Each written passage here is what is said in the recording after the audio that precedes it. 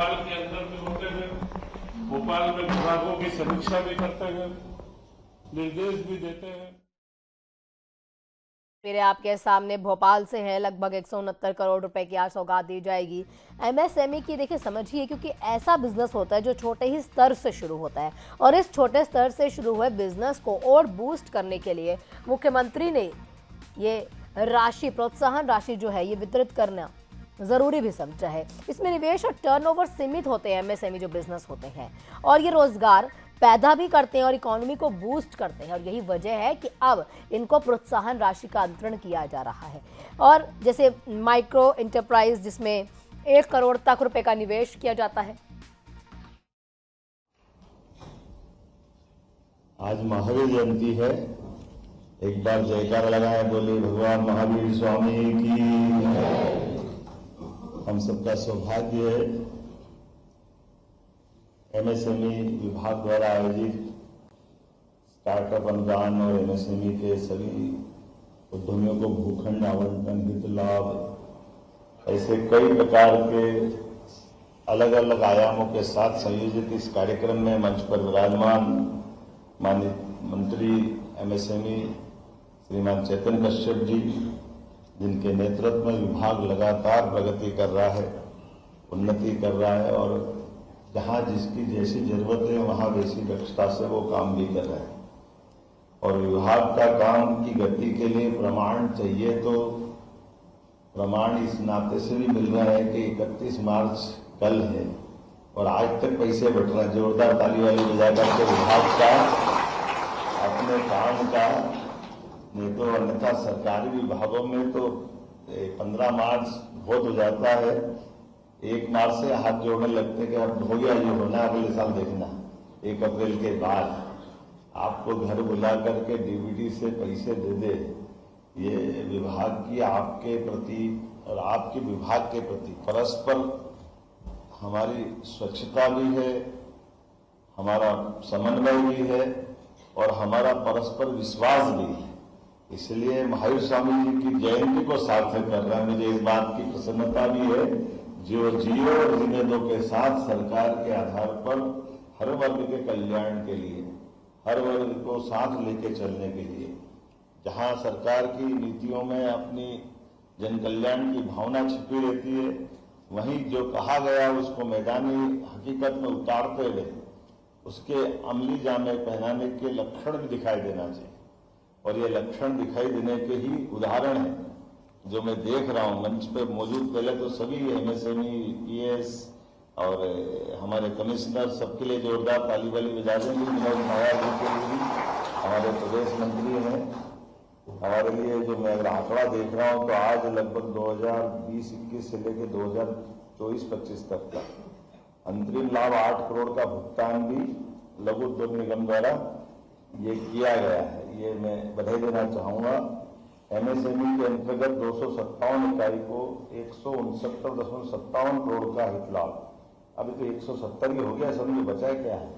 257 इकाइयों का हित लाभ जो आपके लिए अनुदान है, जिसके कारण से हमारा आपका कमिटमेंट पूरा होता है।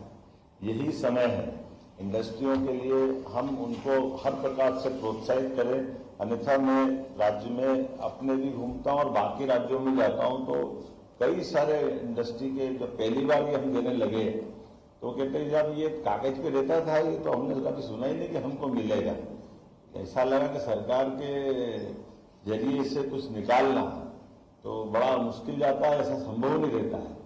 पूरे देश के कई सारे उद्योगपतियों ने बधाई दी कि बगैर कोई हमको कष्ट के सिंगल क्लिक से बड़ा बड़ा अमाउंट भी आए, छोटे से छोटा भी आए, हर एक का अपना जो हक है वो उसको लौटाना। तो जब 170 करोड़ बोला तो ताली वाली बजा करके आप भी उसमें, मैं भूल ही जाता हूं कि ये हाथ हमारे गिनने के काम आते हैं, ताली बजाने में थोड़ा अलग हिसाब लगता है। आजकल तो ये डिजिटल ने इसका भी खत्म कर दिया, अभी उंगली की टिप्स से काम चल जाता है। लेकिन कोई बात नहीं, हमारा प्रयास है परमात्मा करे आप सब कुबेर के आशीर्वाद से भंडार भरपूर रखे, अपनी सारी मनों की मुरादें पूरी करें। शुक्रिया। 43 जिलों के 286 स्टार्टअप को भी राशि मिली है। मैं सभी युवा मित्रों को बधाई देना चाहूँगा। ये खासकर हमारी अपनी प्रतिबद्धता भी है। उसमें 28.6 लाख की प्रथम किस्त का वितरण हुआ। आगर के 3 उद्यमियों को औद्योगिक भूमि के आवंटन दिए, 1 को उद्यमी को आशय पत्र दिया, 3 को लगभग 50.5 लाख की ऋण राशि का वितरण हुआ है। ये बात सही है कि जब से हमने बीते वर्ष में औद्योगिकरण की बात करी, हमारे राज्य के अंदर आज एक बहुत सकारात्मक माहौल बना। छोटे से छोटे और बड़े से बड़े पूरे देश के या दुनिया के हर प्रकार के उद्यमियों के लिए हमने अपने मन के अंदर संकल्प लेकर के सबके लिए दरवाजे खोले कि आइए हमसे जुड़िए, हम सब मिलकर के राज्य की बेहतरी के लिए और यशस्वी प्रधानमंत्री नरेंद्र मोदी के नेतृत्व में देश की बेहतरी के लिए जोरदार अभिनंदन प्रधानमंत्री का भी है। ये बात भी सही है कि हमारा आज के इस वैश्विक माहौल में भी अगल बगल में से लगा करके देश दुनिया के हालात क्या है, लेकिन आप अंदाजा लगा लो कभी ऐसे माहौल में कि जहां दुनिया का सबसे शक्ति संपन्न देश अमेरिका, उनके देश के अंदर उस इतने भीषण युद्ध में भी उनके अंदर की हालत क्या है। पेट्रोल डीजल से लगाकर उनकी कीमतें कहां से कहां पहुंच गई, लेकिन हम तो बिल्कुल बगल में बैठे। और ये बात भी सही कि सबसे ज्यादा खपत वाला डीजल पेट्रोल का सभी प्रकार से देश के अंदर ये गैस ईंधन का भी अगर खपत वाला देश है तो भारत उसमें तीसरे नंबर पे आता है। लेकिन हमारे अपने माननीय मोदी जी ने समय के पहले ही 12-14 साल पहले से रिफाइनरियां बनवाना और अपने यहाँ से न केवल देश की ईंधन की आवश्यकता की पूर्ति कराना बल्कि देश के अंदर निर्यात का भी अनुकूल माहौल बनाया। इसलिए आज अपने यहाँ इस देश के अंदर न तो रेट बढ़ने दिए, न मार्केट में किल्लत आने दी। बगल अगल में देखो तो वो दिमागी काम नहीं करे। पहले तो रुपये के ठिकाने नहीं पड़ोस के देशों के पास, और जो है ठिकाने तो उसका भी रुपये का हमारा 1 रुपया उनके 4 आने के बराबर है। और उसके बावजूद भी पेट्रोल के दाम वहां 350 रुपये लीटर है। देखो पाकिस्तान के हाल क्या हो रहा है। घर में नहीं है दाने खाने के, मियाँ चले तलवार घुमाने, क्या है हाल। अब दलाल ने के तो क्या बोलेंगे इनको। सही कहा हमारे विदेश मंत्री जी ने कि हमारे देश स्वाभिमान के साथ चलता है। हमारे देश की नीतियां हमारे देश के सभी हितों को सुरक्षित रखने की होती है, और सुरक्षित रखने में सम्मान भी है, स्वाभिमान भी है। और इसलिए किसी की दया पर निर्भर होकर के भारत के झंडे लहराते हुए नहीं आ रहे हैं। दुनिया के बाप की ताकत में कि झंडे को हाथ लगा के देख ले, घर में घुस के मार के आने की ताकत भी भारत की है। हमारी सभी प्रकार की गतिविधियों को संचालित करने के लिए स्वशासित लोकतंत्र की रक्षा के लिए यशस्वी प्रधानमंत्री के नेतृत्व में देश समर्थ भी है और सामर्थ्यशाली भी है। मैं आज के इस अवसर पर आज इस पूरे कार्यक्रम में सच में बोल तो बहुत देर तक सकता हूं, लेकिन मुझे अब यहाँ से विधानसभा के कार्यक्रम में जाना है। आज बहुत सारे कार्यक्रम, लेकिन हम सब मिलकर के इस 31 मार्च के बाद नए बजट सत्र में और ताकत से मिले। और मुझे लगता है बीते साल लगभग 5,500 करोड़ से ज्यादा कितने बांटे अपन ने 5200 करोड़ 3-3.5 हजार करोड़ वो अलग दे देंगे। तो सब मिला के कितने हो गए 8,000 करोड़ के। अगली बार 28,000 करोड़ बांटो अगले साल संकल्प। अपनी गति इसी प्रकार चलती रहे, सभी क्षेत्रों में लगातार मध्य प्रदेश आगे बढ़े।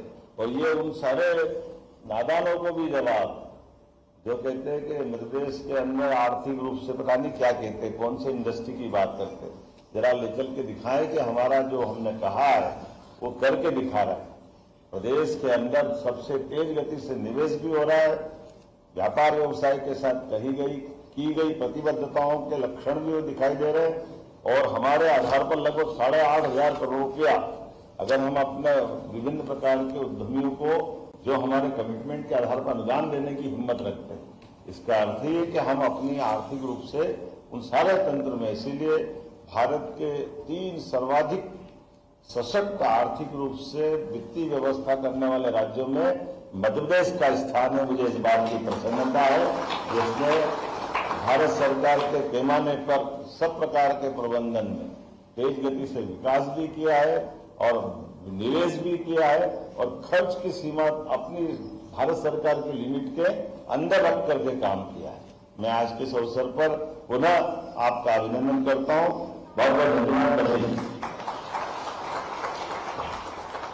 बहुत बहुत धन्यवाद माननीय मुख्यमंत्री जी, आपके लगातार यशस्वी प्रयासों से मध्य प्रदेश उद्योग की दिशा में एक विजनरी नेतृत्व आपके तौर पर हम देख रहे हैं। एमएसएमई सेक्टर को काफी मजबूती मिली है और बहुत आभार माननीय मुख्यमंत्री जी का व्यस्ततम समय से जो उद्योगों के लिए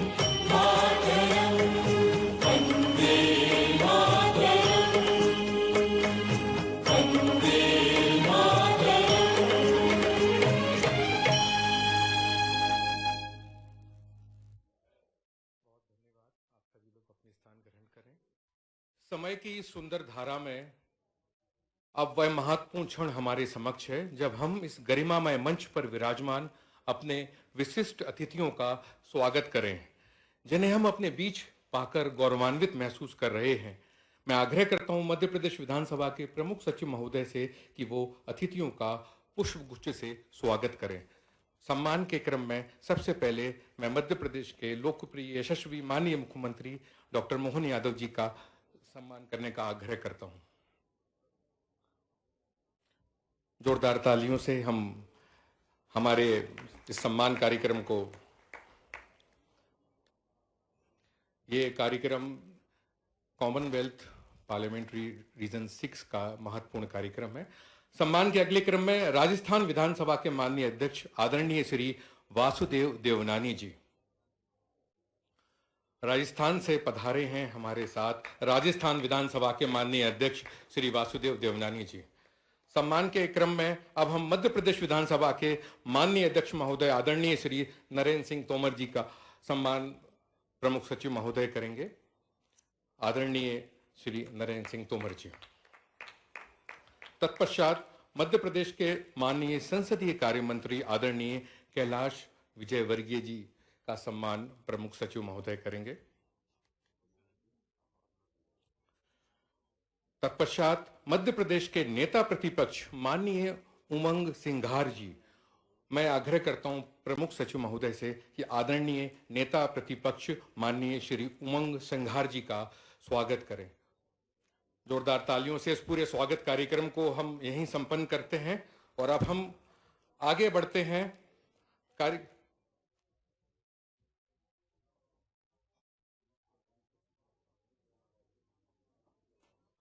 और आदेश प्राप्त हुआ है कि मध्य प्रदेश, छत्तीसगढ़ और राजस्थान के जो हमारे प्रधान सचिव यहाँ पे प्रमुख सचिव उपस्थित हैं, माननीय मध्य प्रदेश के प्रमुख सचिव महोदय से मेरा आग्रह है कि छत्तीसगढ़ के हमारे प्रमुख सचिव महोदय और राजस्थान के विधानसभा के प्रमुख सचिव महोदय का भी सम्मान हम यहाँ पे करेंगे।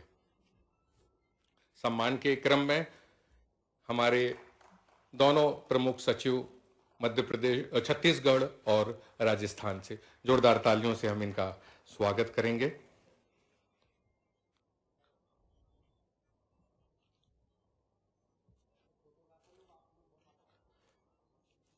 अब मैं आमंत्रित कर रहा हूं एक ऐसे वरिष्ठ और अनुभवी मंत्री, जनप्रतिनिधि जी को जिनका राजनीतिक जीवन संगठन, प्रशासन और जनसेवा का एक सशक्त उदाहरण रहा है, जिनकी कार्यशैली और नेतृत्व क्षमता सदैव मार्गदर्शक की भूमिका निभाती रही है।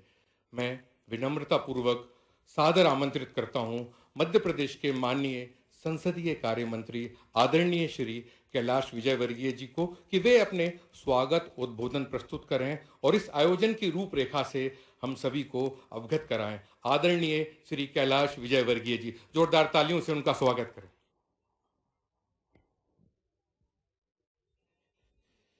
धन्यवाद संचालक महोदय, बड़ा अच्छा संचालन कर रहे हैं, जरा तालियां बजा दीजिए इनके लिए भी। इस गरिमामय समारोह के जिनकी उपस्थिति से कार्यक्रम की गरिमा और ज़्यादा बढ़ी है, प्रदेश के यशस्वी मुख्यमंत्री डॉक्टर मोहन यादव जी, जरा तालियां बजाकर स्वागत करें। इस विधानसभा के अध्यक्ष और बहुत अनुभवी विधानसभा, लोकसभा, केंद्रीय मंत्री, राज्य मंत्री, दोनों सदनों में जिन्होंने अपनी महत्वपूर्ण भूमिका अदा करके आज मध्य प्रदेश की विधानसभा को नेतृत्व दे रहे हैं, ऐसे नरेंद्र सिंह तोमर जी के लिए भी जरा तालियां बजाकर स्वागत करें। हमारे राजस्थान के विधानसभा के अध्यक्ष,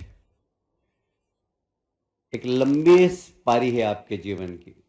विद्यार्थी परिषद के समय से मैं उन्हें जानता हूं और ये समर्पित भावना से उन्होंने संगठन के लिए काम किया है और आज भी जिस समर्पित भावना से वे राजस्थान प्रदेश के विकास के लिए और मध्य प्रदेश की विधानसभा के लिए कार्य कर रहे हैं, ऐसे देवनानी जी के लिए भी जरा तालियां बजा के स्वागत करें। हमारी मध्य प्रदेश विधानसभा के नेता प्रतिपक्ष, ओजस्वी वक्ता और बहुत ही प्रखर वक्ता उमंग जी। सारे ऐसे विधायकों को देखा है जो एक बार चुनाव लड़े और भूतपूर्व हो गए, उसके बाद जितनी बार भी लड़े कभी जीत नहीं पाए। ऐसे विधायकों को भी मैंने देखा है। इसलिए कि वो पहली बार जब विधायक बनते हैं ना तो कॉलर खड़ी हो जाती है, वो समझते हैं कि हम तो भगवान बन गए। जितनी ज़्यादा विनम्रता होगी उतना ज़्यादा हम आगे बढ़ेंगे, इस बात को हमेशा ध्यान रखना। दूसरा एक पक्ष है जनप्रतिनिधि का, विधानसभा। ये प्रजातंत्र का सबसे बड़ा मंदिर है। यदि आप सत्ता पक्ष में हैं तो प्रश्न, ध्यान आकर्षण लगा सकते हैं, प्राइवेट बिल ला सकते हैं, विपक्ष में हैं तो स्थगन ला सकते हैं, बहुत सारी समस्याएं रहती हैं। सिर्फ हंगामा करने के लिए नहीं तो मैं लगभग 40 साल का अनुभव हो गया मुझे विधानसभा के अंदर, और इस 40 वर्षों में मैंने देखा है कि क्या अच्छा छपता है वैसा हमको करना चाहिए। जो छपास के चक्कर में संसदीय मर्यादाओं को भूलकर विधानसभा में अगर व्यवहार करता है वो लंबी रेस का घोड़ा कभी नहीं बन सकता। लंबी रेस के घोड़े बनने के लिए छपास का ध्यान नहीं रखना। आप जानते हैं कि आपकी प्रत्येक बोला गया शब्द नोटिंग होता है। आजकल तो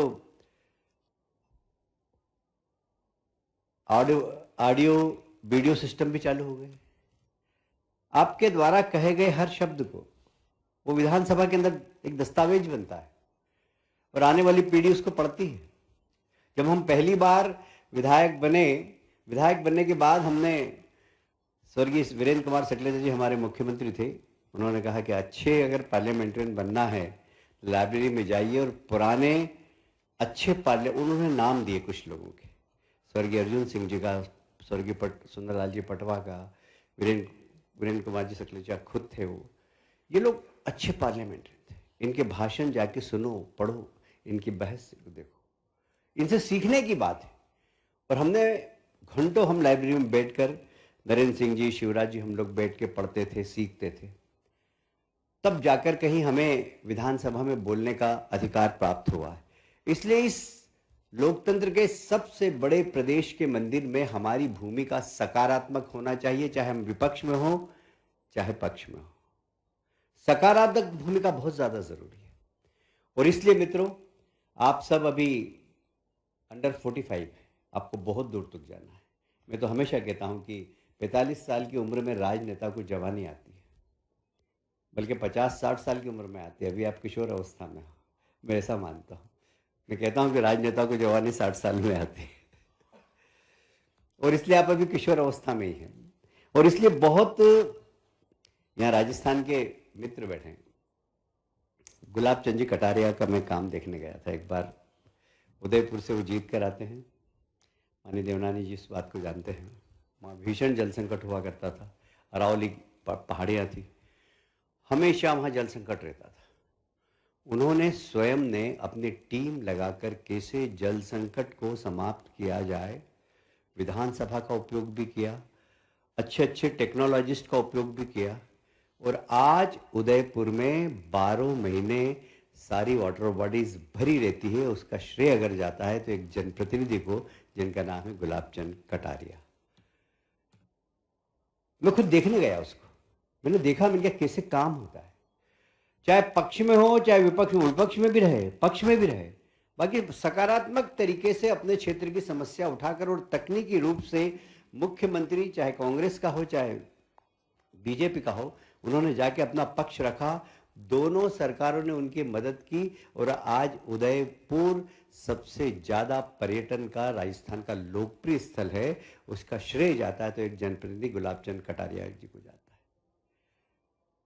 हमें भी अपने क्षेत्र के अंदर क्या विशेषता है, हमारे क्षेत्र की क्या विशेषता है, कैसे हमारे क्षेत्र के अंदर हम विकास कर सकते हैं, क्या समस्या है, उसका निराकरण एक्सपर्ट से पूछिए, उस विभाग के अधिकारियों से पूछिए। प्राइवेट एक्सपर्ट्स बहुत है आजकल नए लड़के इतने अच्छे IIT पास आउट हैं, उनसे कंसल्ट करिए और अपने क्षेत्र की समस्या को हम कैसे निराकरण कर सकते हैं, उसके लिए हमेशा प्रयासरत हमें करते रहना चाहिए। मैं अंत में 2-3 बात और कहकर अपनी बात समाप्त करता हूं। एक संगठन जिसने हमें टिकट दिया है, उस संगठन की निर्देश का पालन करना, चाहे कोई सा भी संगठन हो, कांग्रेस हो बीजेपी हो, उस संगठन की मर्यादाओं का पालन करना, ये भी बहुत ज़्यादा ज़रूरी है। और एक महत्वपूर्ण विषय जो आजकल बहुत ज़्यादा महत्वपूर्ण हो गया है, वह है सोशल मीडिया। माफ़ करना, सोशल मीडिया आज के समय में एक ऐसा मीडिया हो गया है जो सकारात्मक भी है और नकारात्मक भी है।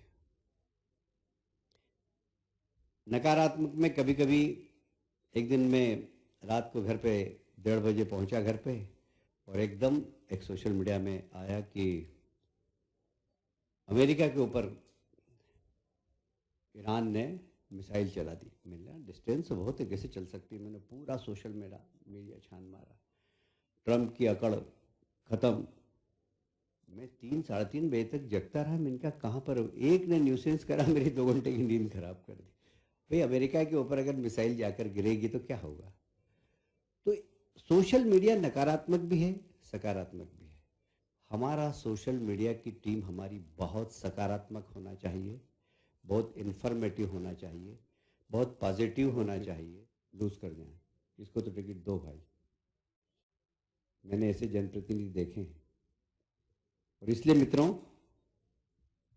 यह अवसर आपको मिला है और इसके माध्यम से आप कैसे जनता की सेवा कर सकते हैं, कैसे लोकतंत्र को मजबूत कर सकते हैं, कैसे दुनिया के अंदर जो भारत का नाम है एक मजबूत लोकतंत्र वाला देश, उसमें हमारी अहम भूमिका अदा कर सकते हैं।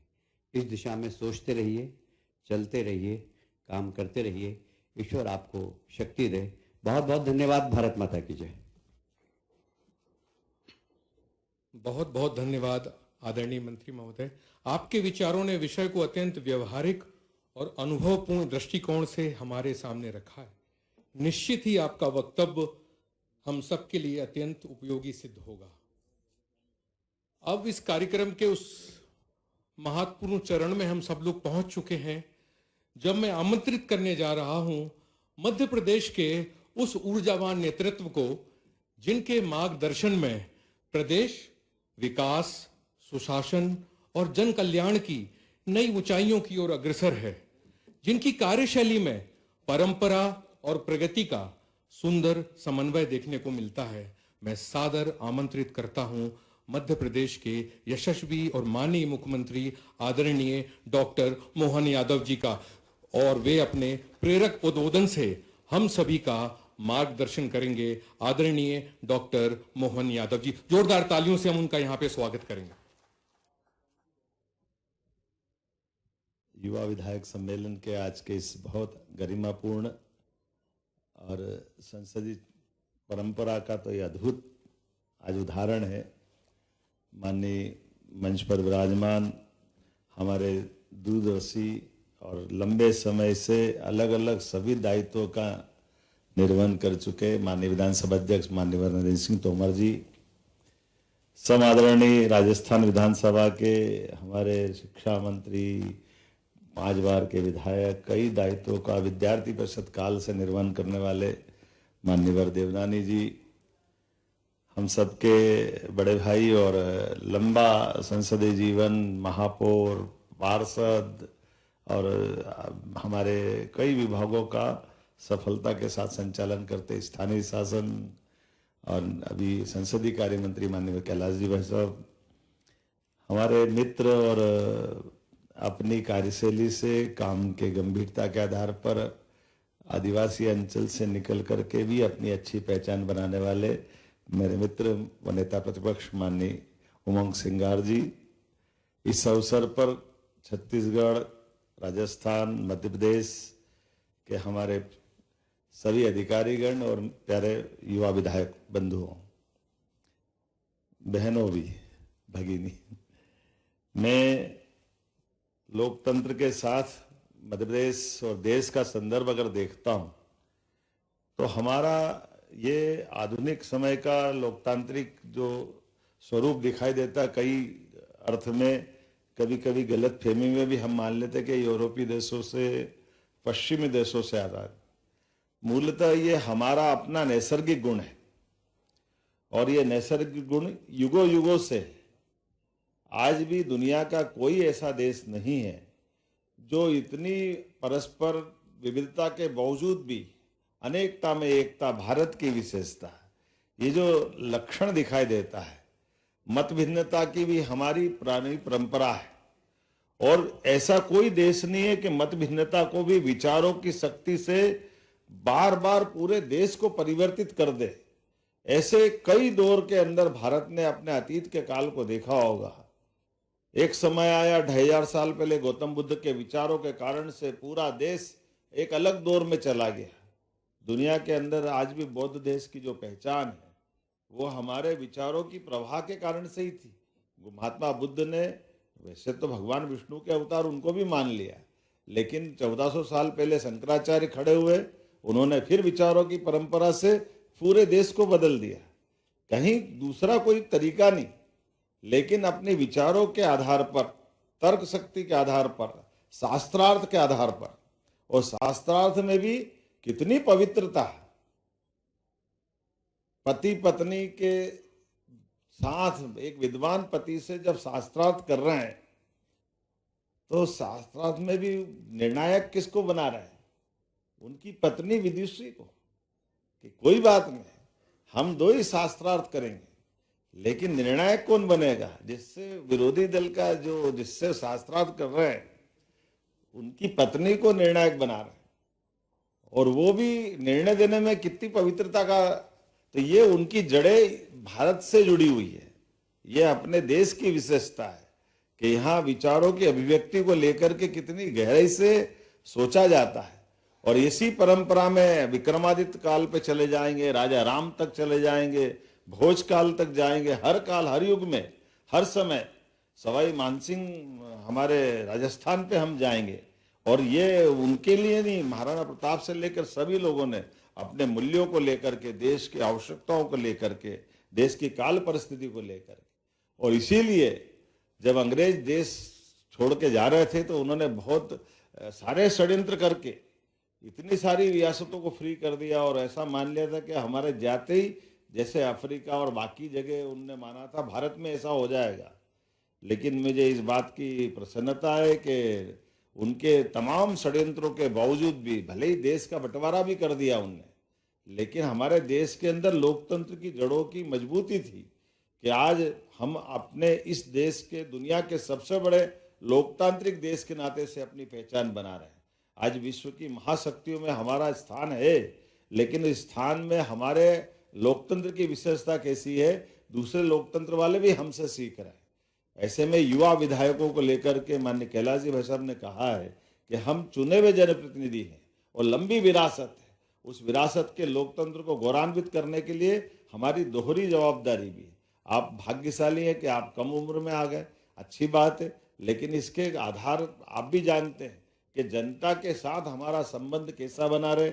जनता के बीच में बने रहने के लिए हमारे अपने कार्यक्षेत्र विधानसभा के दरमियान भी हमारी भूमिका है, जिले के अंदर भी हमारी भूमिका है, और वहाँ के आधार पर उन विषयों को लेकर के आप लगातार जनता के दिलों पे राज करते रहें, लेकिन विनम्रता को भी धारण करके रखें, वहाँ की अच्छाई को भी समझे, कमजोरी को भी समझे, अपनी जगह वहाँ भी बनाए, और इस लोकतंत्र के पावन मंदिर को भी सुशोभित करें। मुझे इस बात की प्रसन्नता है। ऐसे कई विषयों को लेकर मैं अपने उज्जैन से जब आता था तो उज्जैन के ऐसे कई विषयों को हमने खड़ा किया। आमतौर पे मेरे बड़े मित्र हैं जो भारत सरकार के मंत्री भी हैं, जब मैं उनसे विक्रमादित्य शोधपीठ की बात करता था, सम्राट विक्रमादित्य का महानाट्य का मंचन, जब हम विक्रम उत्सव भाई साहब और माननीय नरेंद्र सिंह जी भाई साहब को एक बार तो एक छोटे से प्लेन में, वो ट्रेनी प्लेन से आपको उज्जैन बुलवाया था, वो मुझे ध्यान में आता है। और संयोग ऐसा रहता है कि वो बड़ा चुनौती वाला रहता है, और कैलाश जी भाई साहब भी हमारे हर आयोजन में आते थे। लेकिन राजनीतिक क्षेत्र में होने के बावजूद भी हम अन्य गतिविधियों को क्यों प्रोत्साहित नहीं कर सकते, अच्छी बातों को क्यों खड़ा नहीं कर सकते? ऐसे एक नहीं, सभी प्रकार के क्षेत्रों में आप भी करते ही होगे, ऐसा नहीं कि मैं अनोखा कर रहा हूँ। राजनीतिक क्षेत्र में करते करते अपने भी आनंद के लिए और लंबे समय तक लोगों को सीखने के लिए भी क्या चीज़ अच्छी हो सकती है, कैसे उस पर आगे बढ़ सकते हैं, इन सारे कामों के बलबूते पर जैसे कहा कि अपना कार्यालय भी अच्छा होना चाहिए, अपनी खुद की भी, अपने अंदर की व्यवस्थाओं के साथ मनस्थिति भी इस काम में डूबने वाली होना चाहिए, अपनी व्यवस्थित प्लानिंग होना चाहिए, अध्ययन के लिए पर्याप्त समय रखें। मुझे इस बात की प्रसन्नता है, इतनी व्यस्तता होने के बावजूद भी मैं स्वाध्याय के लिए भी रोज समय रखता हूँ और व्यायाम के लिए भी 2 घंटे रोज रखता हूँ, दोनों में कोई कॉम्प्रोमाइज नहीं। ये जो हमारे बीच में भले कितने व्यस्त हो जाए, अगर पहला सुख निरोगी काया, अगर शरीर ही साथ नहीं देगा तो होएगा क्या? तो अपने शरीर की भी चिंता करो, शरीर के साथ अपने सारे कामों की चिंता करो, बगैर कोई तनाव पाले। बड़ी से बड़े परेशानी आए तो शांति से उसका मार्ग निकालो कि इसका रास्ता कैसे निकल सकता है। हर परेशानी के बाद परेशानी तो होगी, लेकिन परेशानी से ज़्यादा पोजीशन इस बात की, अपने लिए अपेक्षा इस बात की रहती है, आप उसके बाद में आपकी एक्शन क्या हो रही, आप उस गंभीरता के साथ उस पर आप किस तरह से उसका समाधान खोज रहे हैं, जो आपके लिए भी, समाज के लिए भी, परिस्थिति के लिए भी समयचीन होना चाहिए, अनुकूल होना चाहिए। मैं उम्मीद करता हूं कि ये संसदीय जीवन के साथ जब आप अपन इस मुकाम पे आते हैं तो पक्ष में हो विपक्ष में, मुझे इस बात की मैं प्रतिपक्ष नेता के माध्यम से कांग्रेस के मित्रों को भी धन्यवाद दूंगा। जब विक्रमोत्सव का आयोजन कर रहा था तो विक्रमोत्सव हमारी सरकार में चालू हुआ, लेकिन सरकार बदल गई, कमलनाथ जी की सरकार थी। मैं उनके पास आया, उनसे भी बात की, उन्होंने कहा नहीं ठीक है बिल्कुल आपको करना चाहिए, इसमें क्या तकलीफ है। तो मेरे नेता प्रतिपक्ष और उस समय के हमारे शिवराज जी भाई साहब भी थे, और हम नेता प्रतिपक्ष नहीं थे शायद, अपने गोपाल भार्गव जी, लेकिन माननीय मुख्यमंत्री तत्कालीन उन्होंने कहा कि बिल्कुल मुझे कोई परेशानी नहीं। हम 2-3 जने गए थे मिलने, बात करने के लिए कि ये अच्छा आयोजन है, कोई दल से नहीं करते हैं। ऐसे सभी मामलों में लगातार हम अपने अपने क्षेत्र में जब हम काम करें, लेकिन ये बात भी सही है कि हमको अपने इस कामों के साथ करते करते लंबे समय तक अपने परिवार के लिए भी निजी रूप से जरूर ध्यान रखना चाहिए। हमारे राजनीतिक क्षेत्र में आने के बाद अगर हमारे परिवार के अंदर, घर के अंदर के बच्चों के ऊपर संस्कार गलत पड़ जाए, अगर उनकी धारा बदल जाए तो हमारा रहना बेकार है। इसलिए ये बैलेंस भी हमको करने की आवश्यकता है, और उतनी ही हमारी सारी चीज़ों में मर्यादा की आवश्यकता भी है। मुझे इस बात की प्रसन्नता है कि जब मैं इस तरफ देखता हूँ तो आनंद भी आता है, लेकिन मेरे जीवन में तो और जोरदार मजा आया कि पहली बार तो टिकट मिली बड़ी मुश्किल से, और टिकट मिली तो लौटाने भी पड़ी। तो ऐसे में अपने अनुशासन के आधार पर ये भी ध्यान रखना चाहिए कि पार्टी आपसे अपेक्षा करे तो पार्टी के साथ आप उस दौर में भी अपना कहीं ये सब चीज़ें होगी, हुआ नहीं हुआ, लेकिन आपको बैलेंस रखना है। आप यही आपकी परीक्षा रहेगी जब आपके साथ कोई निर्णय मौके में। अब भगवान राम को इसीलिए तो राम राज्य के कारण से जाना जाता कि कहाँ उनको सिंहासन मिल रहा था और कहाँ वनवास मिल गए। लेकिन ये हमारे लिए भी तो सीखने समझने की बात है कि भगवान हमारे आदर्श इसीलिए कि हम आज के दौर में उनके अच्छी बातों को कैसे धारण करें, उन सारी बातों को कैसे सीखें। मैं लोकतंत्र के 2 उदाहरण आपको देना चाहूँगा कि हम एक विक्रमादित्य का नाम जानते हैं। विक्रमादित्य के बाद उनने गणतंत्र की स्थापना की, इतना बड़ा साम्राज्य बनाया, लेकिन अपने बच्चों को राजा नहीं बनाया। ये हमारे लिए उदाहरण है। इसी प्रकार से द्वारकाधीश भगवान कृष्ण के काल में, जिनने वो तो सामर्थ्यशाली थे और पूरा नाती पोता बड़ा परिवार था, लेकिन अपने बच्चों को राजा नहीं बनाया उन्होंने। ये जो हमारे लोकतंत्र की ऐसे कई सारी चीजें हैं। हम बने हैं, अगर बच्चों में दम होगा, बच्चे समझेंगे तो बन जाएंगे। तो हमको जबरदस्ती लाला के बनाने से कई बार हमारी राजनीति भी खराब हो जाती। तो हमारी इन सारी बातों में नैसर्गिक रूप से लोकतंत्र की खूबसूरती ये है, और आज के दौर में तो और समसामयिक है। हम सब समझते हैं इस दौर में जब दुनिया हमारी तरफ देख रही, भारत को 2047 की तरफ बढ़ना है, अमृत काल की तरफ बढ़ना है। और ये बिल्कुल सही बात है कि 75 साल में अगल बगल के देशों में देखो तो अब लोकतंत्र बचा कहाँ है। अब पाकिस्तान, अफगानिस्तान, जहाँ भी आप देखोगे हो क्या रहा है। लेकिन ऐसे दुनिया के अंदर तक चले जाओ निकल करके, लेकिन अपने देश के अंदर ये विशेषता है कि पक्ष में हो विपक्ष में सरकारें ऐसी बदलती है, कोई फर्क ही नहीं पड़ता।